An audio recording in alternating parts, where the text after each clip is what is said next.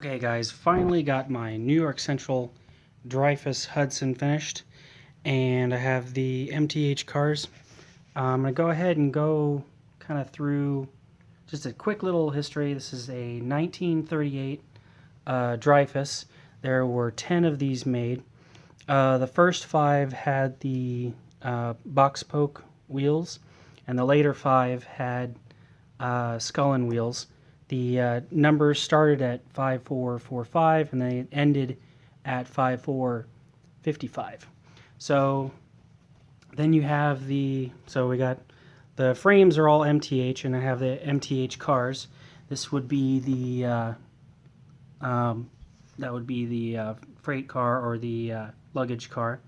That would have been pretty accurate. I think they did have a luggage car. Then you have this coach car, which, to be fair, New York Central 20th Century Limited never had a coach car. It was all sleeper cars.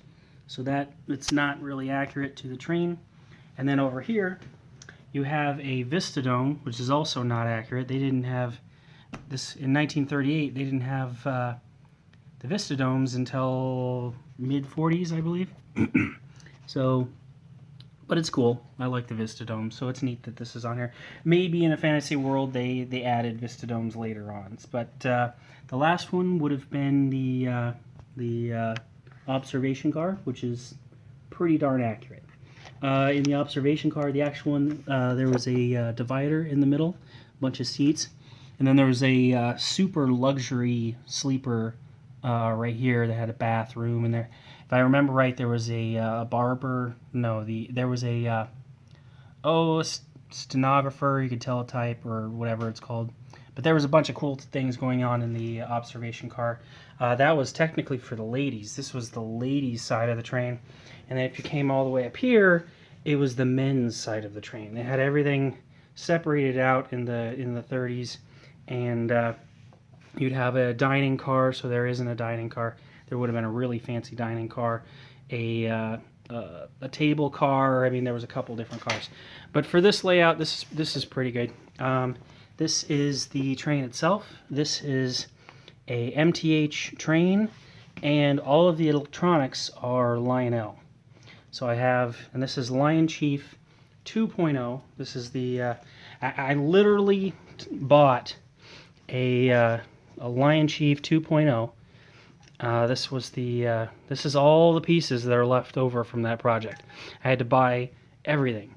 This is the box. So this is what I got. It was a New York Central Lionchief Plus Hudson 5424. So when I connect with Bluetooth, it shows the picture of that one and not that one. But that's okay. And you can tell it's Lionchief because it has the Lionchief connector down here instead of that MTH little loop thing. It also has the Lionel auto coupler, and you'll see with the smoke and stuff, it looks pretty cool with the Lionchief Plus stuff. And so another thing, if you're interested in this train, this is the 20th Century Limited. This is a cool book. This is Night Train. It's kind of for kids, but it's kind of a neat little book that has the Dreyfuss in there, the 20th Century Limited.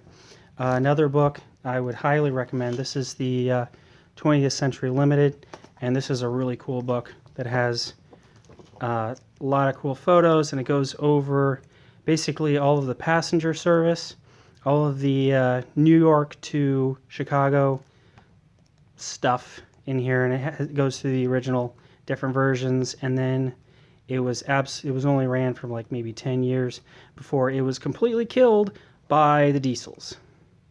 The very end of the diesel run. So there's kind of your main.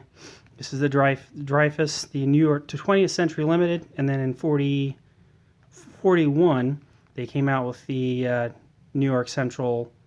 It was a Empire State that went to Texas, I believe. And then the diesel right there, but you get the idea. This is a cool book. Check this out. Okay, so let's fire this up. I'm going to turn on my track. So there's the track. This car does not light up, obviously, because that's just luggage and stuff, so you don't need to light that up. But all of these light up. and it is whistling for connection. So we're going to take my New York Central, and I'll probably I take some brake fluid, and I can remove this number plate here because, whoa, because obviously that's the wrong number. It's a couple numbers off, but we're going to connect here. So we're now connected, and we're going to start seeing some smoke here. And it has the while we're waiting for the smoke to kick up, you can hear some steam sounds. We got the voice. Running behind, dispatcher. Can I go yet? Over. Roger, your track is clear. Dispatcher, over. And then we have the bell. Very good. I got the green. Out. And then the horn. Whistle. Beautiful. Alright, so let's go ahead and just do a slow crawl.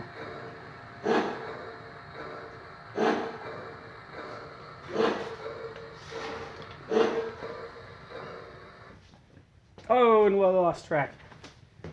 We'll just have to see if we lose track. Okay. Maybe a little faster.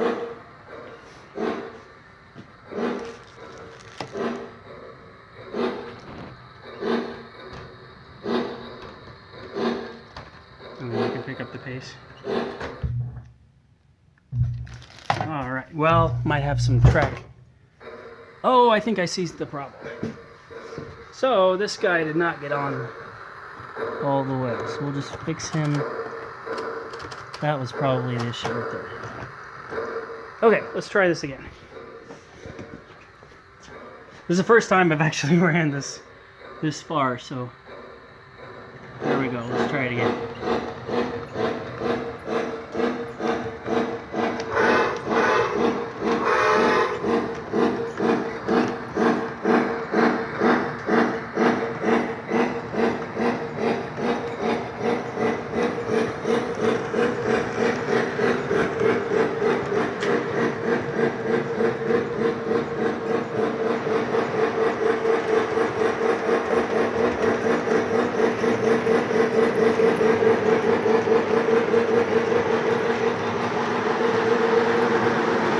And as you know, this is one of the fastest trains at the time. This would do about an average of 60 miles an hour with limited stops. It went straight from New York to Chicago with probably about 10 stops, which is pretty quick. It was able to make the run in 16 hours. So that's why the sleeper was on the train.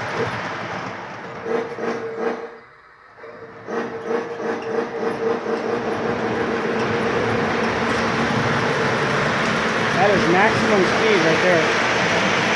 I don't know if it's going to derail or not.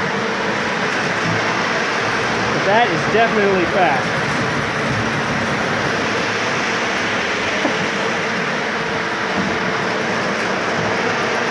Wow.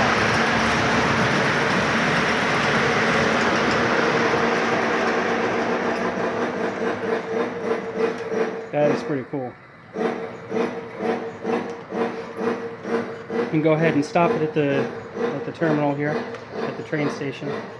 Which it's interesting because this train never made it to the train station. This steam was not allowed in New York City at the time. You had to use electric only. So this never made it to a train station. It changed cars at the time.